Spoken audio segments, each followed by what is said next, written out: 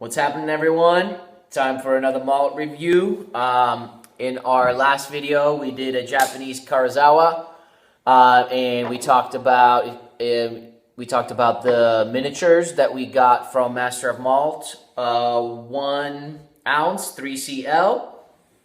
Our second review now of these 3 little miniatures that we got is going to be Glenfarclas Family Cask, Vintage 1961, Cask 3051, and Autumn 2013 release. So it's very, very fine print. I'll bring this all the way up so you guys could see. It's very, very cool. They send you this little miniature. And how old does that make it? 1961 to 2013? Pretty fucking old. Pretty old. So what's that? 40 plus 52 years old. Yeah. And it's bottled at 48%. Bottled at 48%. Cask strength, baby. Over 50 years old. So very, very excited. These family casks, single casks, are legendary and famous. And in the last couple years, these have really skyrocketed in price. They were some of the biggest gems. Just a couple years ago, a lot of these specialty shops had these for really, really cheap. We'd always talk about it. We're like, we should buy a bunch. One day these are going to go up in price. Yeah. But, you're buying so many different whiskeys. So, it wasn't something that we realized that it was going to happen so fast. All of a sudden, they tripled in price, quadrupled in price. So I believe this one is sold out now, but it's around 1,500 pounds, so close to over $2,000, and it's sold out at that price. So who knows how much it would go for at an auction. I haven't seen it recently at an auction. And obviously we've never tried it. It's a miniature that we ordered, and let's attack it. Let's fire it up, man. Color. This is, as you guys can see, extremely dark, all natural. 52 years old. So, in cask, in a sherry cask. It's like dark, sticky amber. Yes, very dark. Wow, beautiful. All right, without further ado, this has been airing out for a good 20 to 30 minutes. So, again, we poured it beforehand because we really wanted to get the full experience on video with the nose.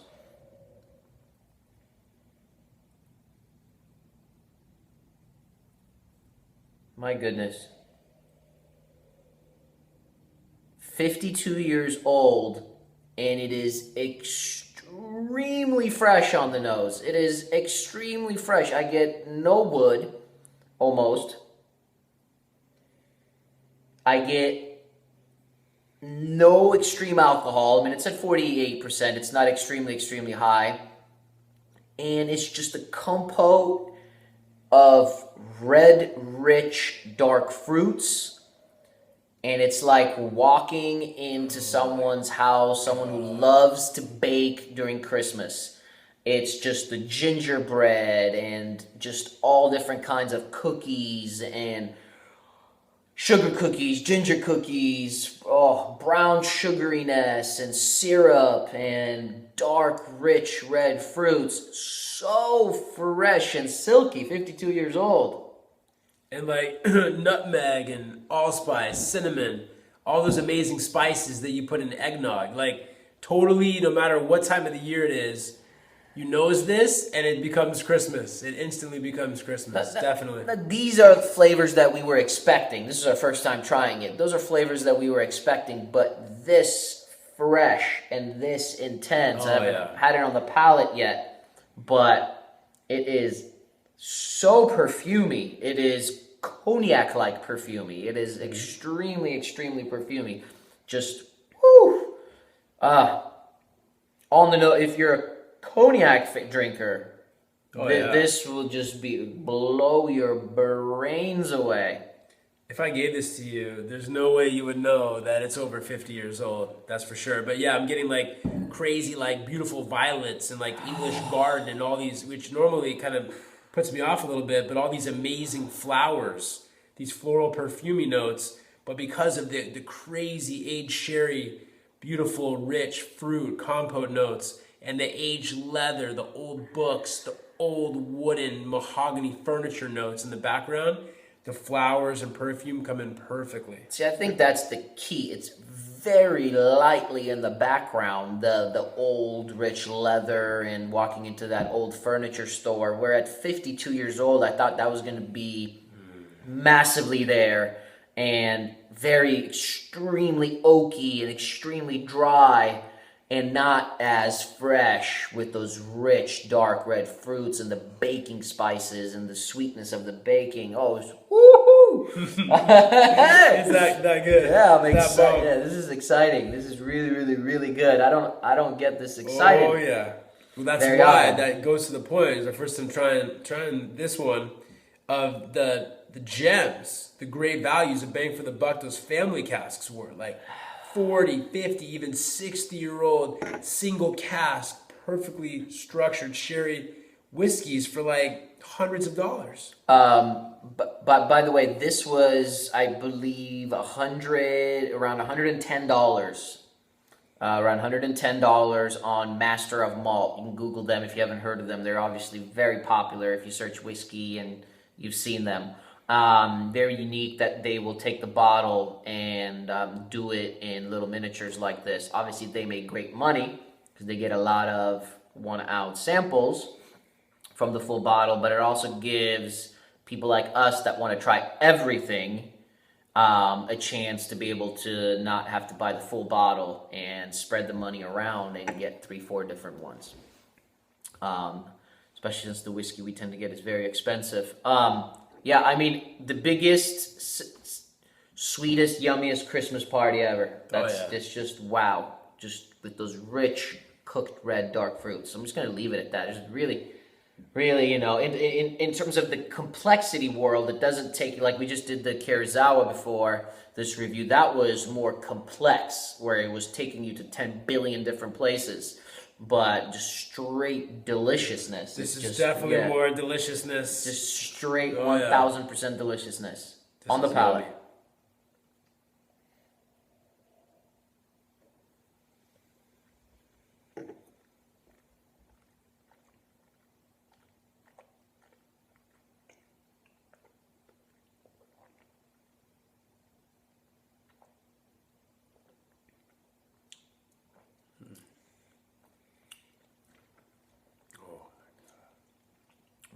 Oh my god. This is Holy shit. everything. Wow. Strawberries, raspberries, all drizzled with caramel and chocolate sauce. This is what every dessert should taste like. I'll put it that way. You definitely get more aged. You can tell that it's spent quite a bit of time. I wouldn't know that it's been 52 years, but I could tell that it's spent 30 plus years in oak. Oh yeah. But it's not offensive. It definitely has some bitter, oaky elements. It's in the back, in the middle of my tongue, in the front part of the tongue. It's very sweet and luscious, but getting more leathery and oaky and rich and coffee, rich, dark espresso coffee. In the back, and then in the forefront, you're getting more of those sweet elements. Yeah, the biggest thing, the nose was very fresh, but it stayed the same. This palate is totally different. This palate, it's drying, it's ever changing, it dries, and then your mouth starts salivating and you want more. So that's definitely a big change from the nose.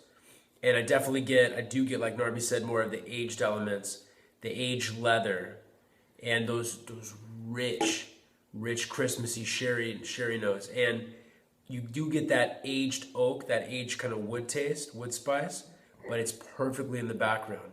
Not offensive at all, but it's a very drying element, whereas the nose was just like fresh, beautiful fruits. But then all the flavor, all the richness of those fruits, all the best of the nose is in there with the palate. It's different. It's hard to say, like we always test, is the palate as good as the nose? because they're kind of different, but it's really close. The palate is really, really good. It's really impressive. Should we? It's 48%. I don't really want to, but I want to try it with one tiny little drop. Just because it's so aged. One Just tiny. try it out. Let it explode. Tiny drop of water. But again, just like the nose, for 52 years old, so impressive that there isn't that overly, like the dryness is, because I'm very sensitive to it, it's my perfect level of very nice drying elements where it dries your palate out and then your mouth waters naturally, so you want more. Very impressive that they didn't mess that up. Yeah, so with one tiny drop of water, just lowering the ABV very, very little, it didn't change at all for me on the nose. And the nose is not changing. It's the same. It's not extremely complex. It's the Christmas cake and delicious cooked fruit party. And it's not changing, but boy, is it incredible on the nose. Just incredible, absolutely incredible on the nose.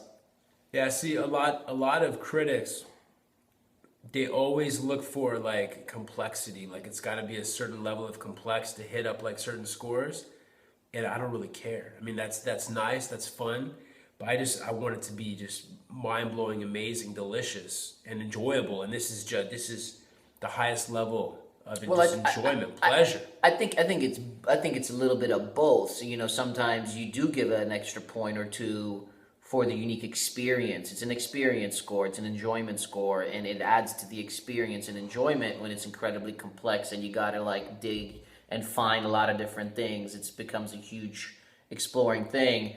But at the same time, if it's not overly complex and it's just straight delicious, you're gonna get extra deliciousness points. So that's what I'm saying. Yeah. Like, basically, I'm not gonna mark it down. Like if I'm having that much fun drinking it, nosing it, I'm not gonna mark it down any if it's not overly complex. It's an enjoyment rating, right? Yeah. You know,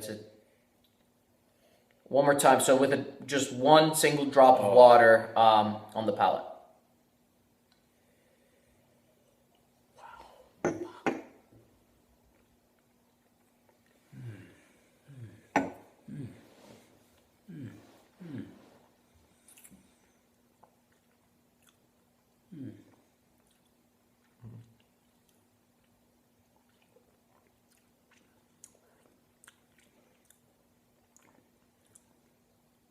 Wow.